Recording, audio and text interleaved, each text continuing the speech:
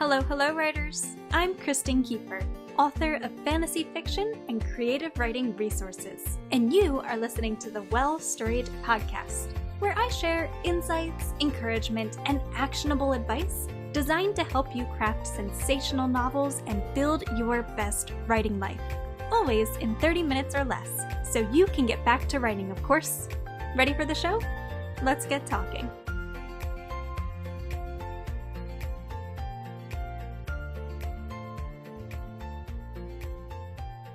Hello again, writers, and thank you for tuning into the Well Storied podcast today.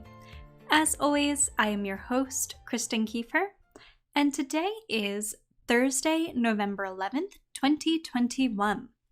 Rather than sharing an entirely new episode with you today, I am instead sharing a newly updated old favorite from the blog and podcast archive called How to Work Through Writing Doubts, which I originally shared on January 9th, 2019. If you would like to read along as you listen in, visit well-storied.com/doubts. Now, without any further ado, let's dive into the episode. French author Honoré de Balzac once wrote, "When you doubt your power, you give power to your doubt." This quote resonates deeply because it highlights what I've long felt to be a key misunderstanding of the phenomenon of doubt. Rather than being an obstacle to overcome or an enemy to defeat, doubt merely highlights the reality of a choice. Will I place faith in myself or in my fear? Neither option is inherently wrong. There's a time and a place to heed fear's warning, specifically in situations where confidence might bleed into arrogance. Risking your life savings on a game of chance is probably a good time to heed your doubts, for example. But what does all of this mean for your writing life? How can you work through doubt and place faith in your creative abilities when you've been stuck in a cycle of stagnation for days, weeks, or even months on end? Let's begin this conversation by talking about how doubt and desire intertwine. We've established that doubt highlights the reality of a choice. That choice almost exclusively hinges upon the topic of trust. Do we truly believe that we are capable? Are our goals and dreams possible? Can we really place faith in someone who holds the power to hurt us?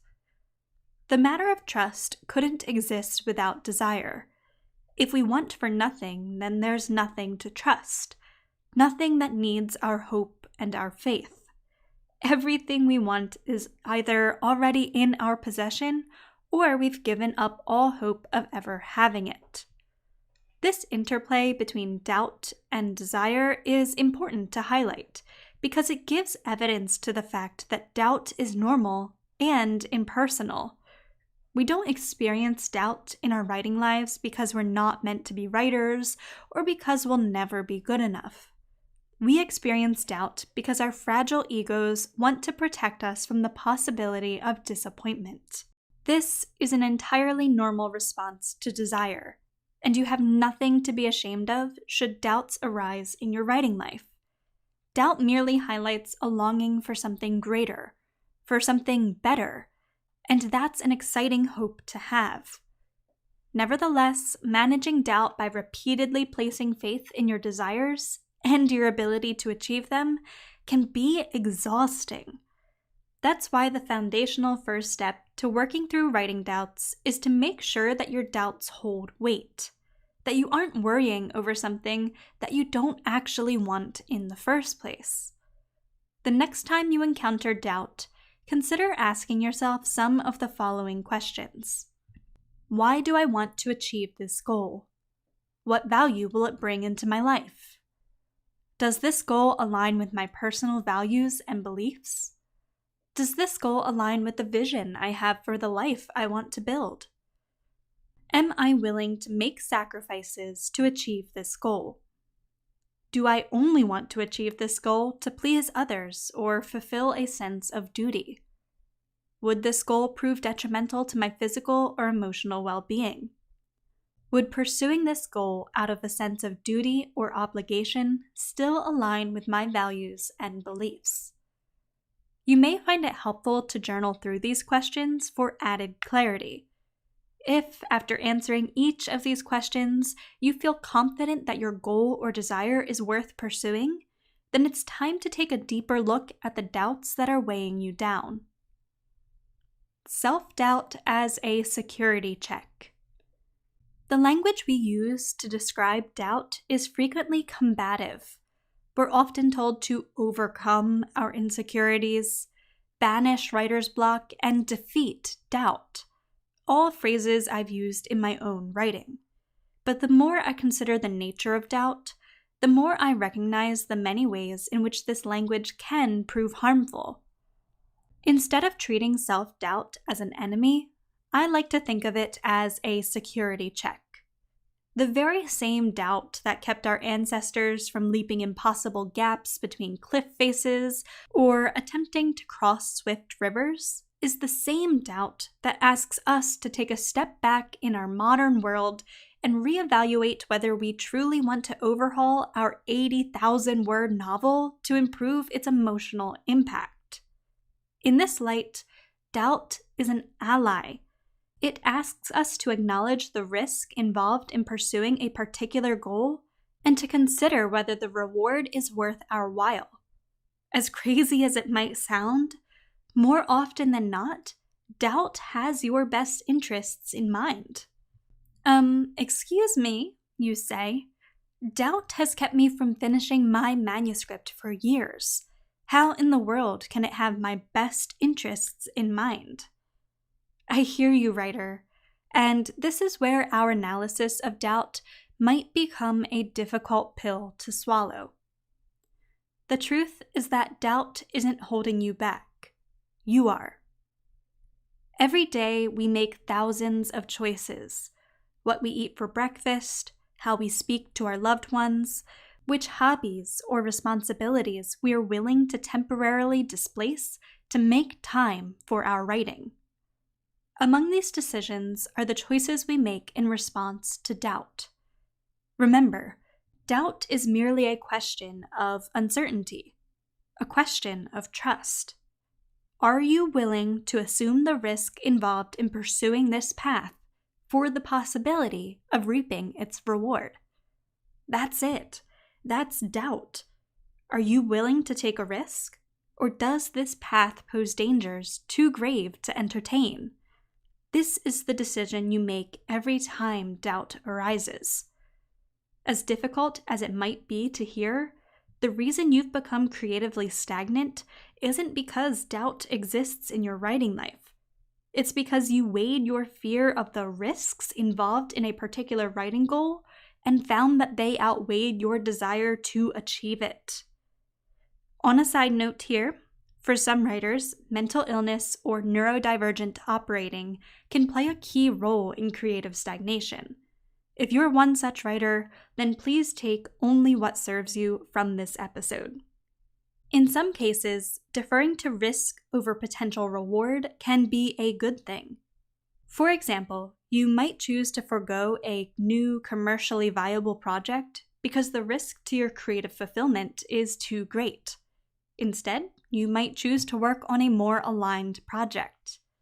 However, more often than not, the decision to favor fear over potential reward isn't rational. In the face of risk, we spook. Unconsciously, we begin to rationalize fear to protect ourselves from the feelings of shame and inadequacy we might face should we take a risk and fail. I don't have time to write, we say, while creating busy work to avoid difficult creative projects. Writing would take time away from my kids, we say, instead of acknowledging that it's healthy for children to see their parents pursuing creative endeavors. I'm not good enough to write that story, we say, to avoid digging deep into the art and craft of writing fiction. No one's going to read this anyway, we say, when learning to self-publish and market our work feels overwhelming. I must be a terrible writer to receive this many rejections, we say, instead of reevaluating our manuscript and query letter and trying again. The unfortunate truth is that it's easy to live in fear. We might never find true joy and fulfillment when we live in fear, but at least we don't have to face the immense pain of trying and failing. At least we don't have to put forth a wealth of time and effort that might prove wasted, right? This reaction to risk is perfectly normal. There's a sense of safety in staying small, in never having to face the possibility of loss. But in reality, we lose so much when we choose fear over faith, when we mistrust ourselves and our desires. The good news is that, in recognizing our fear, we give ourselves the opportunity to brave it. Cultivating confidence in the face of fear. Confidence might seem as though it comes easily to some people, and there certainly may be factors that allow some to build confidence more quickly than others.